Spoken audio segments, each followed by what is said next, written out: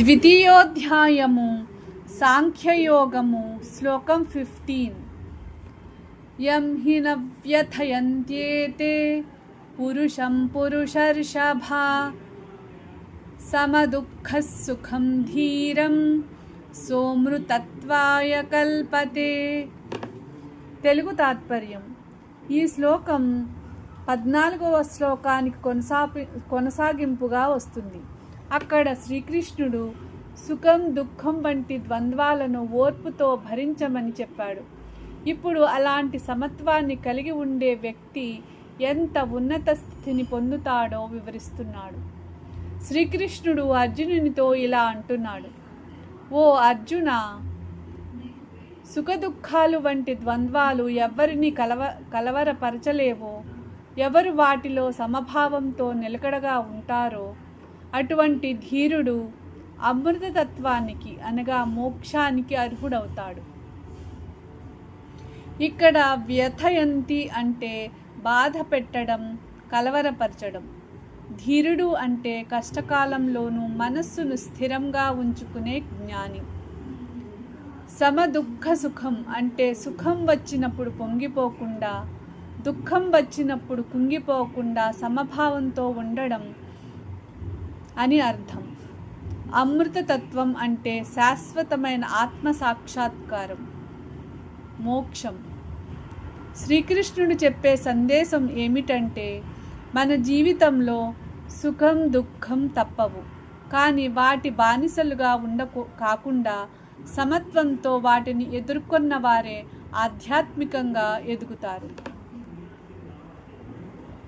ఇది ఒక జీవితంలో చిన్న ఉదాహరణ ద్వారా ఎలా చెప్పాలంటే, ఒక విద్యార్థి పరీక్షలో మొదటి ర్యాంకు వస్తే అతిగా గర్వపడకూడదు. తక్కువ మార్కులు వచ్చినా నిరాశ చెందకూడదు. అలాగే ఒక ఉద్యోగికి పదోన్నతి వచ్చినా వినయంగా ఉండాలి. రాకపోయినా ధైర్యాన్ని కోల్పోకూడదు. ఈ సమత్వమే మనకు అంతరంగ శాంతిని ఇస్తుంది. హిందీ तात्पर्य. भगवान श्री कृष्ण कहते हैं, हे श्रेष्ठ पुरुष अर्जुन, जिसे सुख दुख जैसे द्वंद्व विचलित नहीं करते, जो दोनों में समान रहता है, वही धीर पुरुष अमृतत्व अर्थात मोक्ष का अधिकारी होता है. धैर्य, समभाव और आत्म संयम आध्यात्मिक उन्नति के लिए आवश्यक है. जो व्यक्ति परिस्थितियों के अनुसार अपना मानसिक संतुलन नहीं खोता, वही वास्तविक ज्ञानी है. English meaning. Lord Krishna says, "O best among men, the person whom these experiences of pleasure and pain don't disturb, who remains steady and balanced in both, is fit for immortality." Means liberation.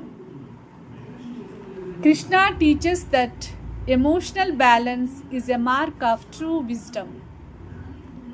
A wise person doesn't become excessively joyful in success or deeply distressed by failure.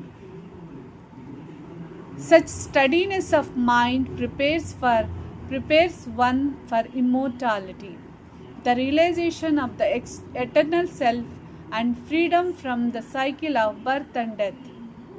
The key lesson is, one who remains calm and balanced in pleasure and pain develops the inner maturity needed for spiritual liberation. సుఖదుఖాలలో సమత్వాన్ని నిలుపుకున్నవాడే నిజమైన ధీరుడు. అలాంటి వాడే మోక్షానికి అర్హుడు. जो सुख दुख में समभाव रखता है, वही धीर पुरुष मोक्ष का अधिकारी बनता है.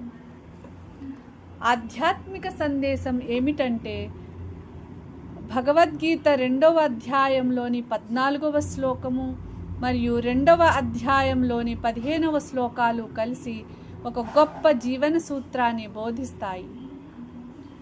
2వ అధ్యాయంలోని 14వ శ్లోకం సుఖదుఖాలు తాత్కాలికమైనవి, వాటిని ఓర్పుతో భరించమని బోధిస్తాయి. 2వ అధ్యాయము 15వ శ్లోకం వాటి మధ్య సమత్వంతో నిలిచిన వాడే ధీరుడు, అతడే మోక్షానికి అర్హుడు అని బోధిస్తుంది. ఈ 2 శ్లోకాలు సమత్వం మీన్స్ ఈక్వానిమిటీ అనే భగవద్గీత సిద్ధాంతానికి పునాది వంటివి.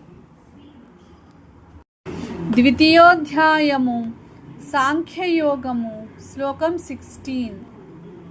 నాసతో విద్యతే భావో నా భావో విద్యతే సతః ఉభయోరపి దృష్టోంతః త్వనయోస్తత్వదర్శిభిః. తెలుగు తాత్పర్యం. ఈ శ్లోకంలో శ్రీకృష్ణుడు సత్ అనగా శాశ్వతమైనది మరియు అసత్ అనిత్యమైనది మధ్య ఉన్న తేడాను వివరిస్తున్నాడు. శ్రీకృష్ణుడు అర్జునునితో ఇలా అంటాడు: అనిత్యమైన దానికి నిజమైన ఉనికి ఉండదు, శాశ్వతమైన దానికి లేనితనం ఉండదు. ఈ రెండింటి స్వరూపాన్ని తత్వజ్ఞానులు స్పష్టంగా గ్రహించారు. ఇక్కడ అసత్ అంటే నశించేది, మార్పుకు లోబడేది, అనగా శరీరం, సంపద, పదవి, కీర్తి, భౌతిక వస్తువులు. సత్ అంటే ఎప్పటికీ ఉండేది, ఆత్మ అనగా ఆత్మ, పరమాత్మ, సత్యం. శరీరం పుడుతుంది, పెరుగుతుంది, వృద్ధాప్యానికి చేరుతుంది, మరణిస్తుంది. కాబట్టి అది అనిత్యం, అసత్. ఆత్మకు జననం లేదు, మరణం లేదు, అది ఎప్పటికీ ఉంటుంది. అందువల్ల అది శాశ్వతం అనగా సత్. అర్జునుడు శరీరాన్ని చూసి బాధపడుతున్నాడు. శ్రీకృష్ణుడు అతనికి నీవు నశించే శరీరాన్ని కాదు, నశించని ఆత్మను గుర్తించు అని బోధిస్తున్నాడు. ఇది దైనందిన జీవితంలో మనం చాలాసార్లు చూస్తూ ఉంటాం. ధనం పోయిందని బాధపడతాం, పదవి పోయిందని కుంగిపోతాం, అందం తగ్గిందని విచారిస్తాం. ఇవన్నీ మారిపోయేవే. కానీ మంచితనం, ఆత్మస్వరూపం, భగవంతునితో మన సంబంధం శాశ్వతమైనవి. కాబట్టి మన దృష్టి తాత్కాలిక విషయాలపై మాత్రమే కాకుండా శాశ్వత సత్యంపై కూడా ఉండాలి.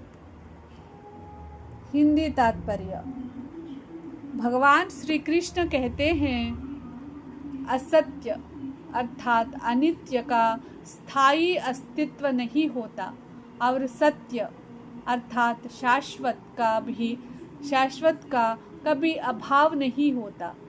इस सत्य को तत्वदर्शी महापुरुष भली भांति जानते हैं.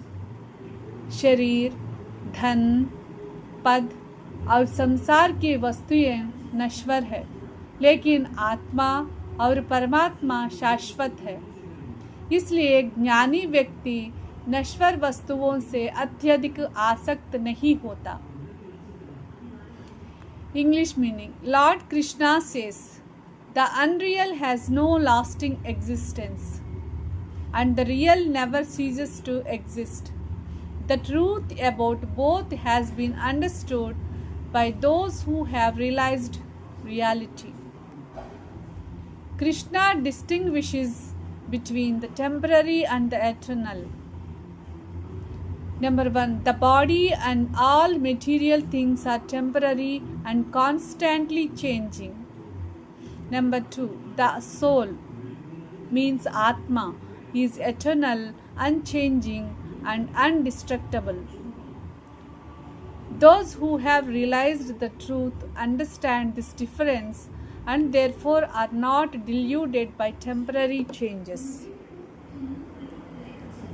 The key lesson is the temporary has no permanent reality, while the eternal never ceases to exist.